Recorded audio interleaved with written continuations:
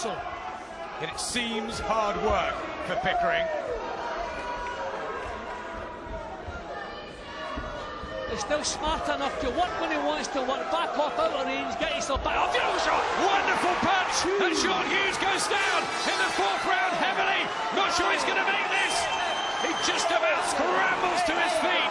The count's at 8. He says he's okay. And his conditioning saves him briefly. But Pickering knows how to finish fights. Bell will go any second.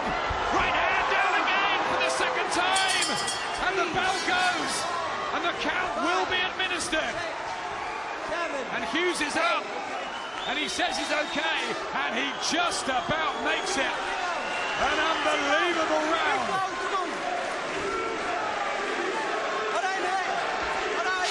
Well, that's what being a champion is all about. Producing it when it matters. A couple of times Pickering has failed on the big nights. Not feeling tonight.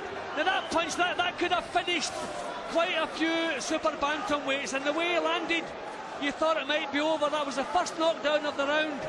Down he goes heavily, turns onto his face, looked as though that was all over, but then got himself back together, back to his feet. Tremendous show of character from young Hughes as well. But Pickering sees his chance, has the experience, he knows this is a huge chance. Down he goes again. Again, looked as though another heavy knockdown, looked as though it was all over. But this is still going on, wonderful action. Wondering how many more times could he do it. Well, he's doing it again here. Trying to be a little bit more cute at the start of this round. Not winding the punches up quite so much.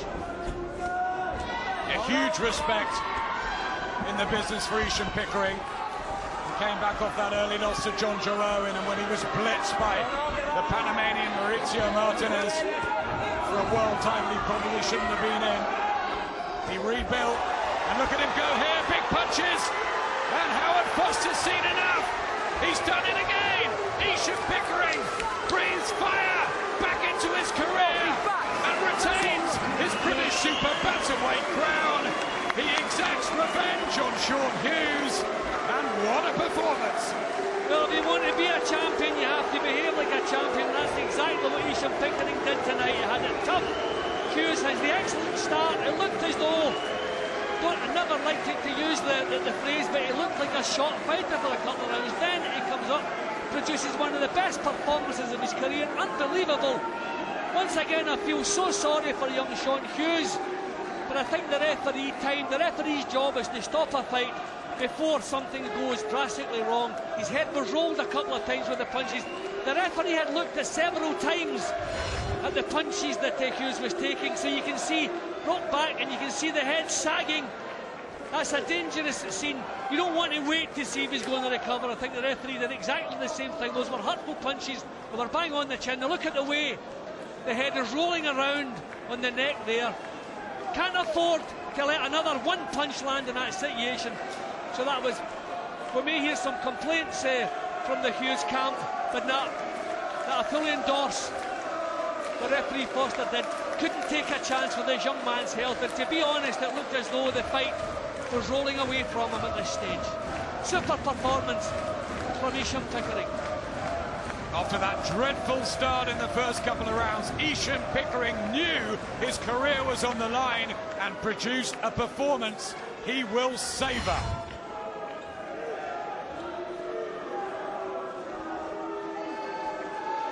Ladies and gentlemen, the time, 48 seconds of the 9th round. Referee Howard Foster deeming Hughes in no position to continue. Your winner, and still British super bantamweight champion, Brown Sugar, Esham Pickering.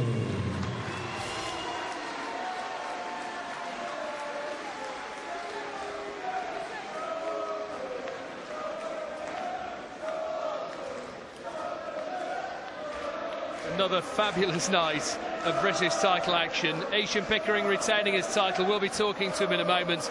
We'll get the thoughts of his old mate Johnny Nelson, and there's lots more from the Meadowside Centre as well, including a first chance to see the exciting Nottingham youngster Adnan Amar as he faces an international challenger.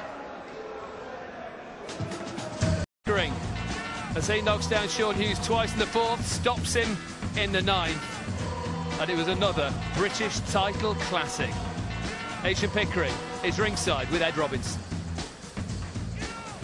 Well, Esham, avenged by stoppage. How satisfying was that result and that performance? It was better than last time, but there's still a little bit to work on.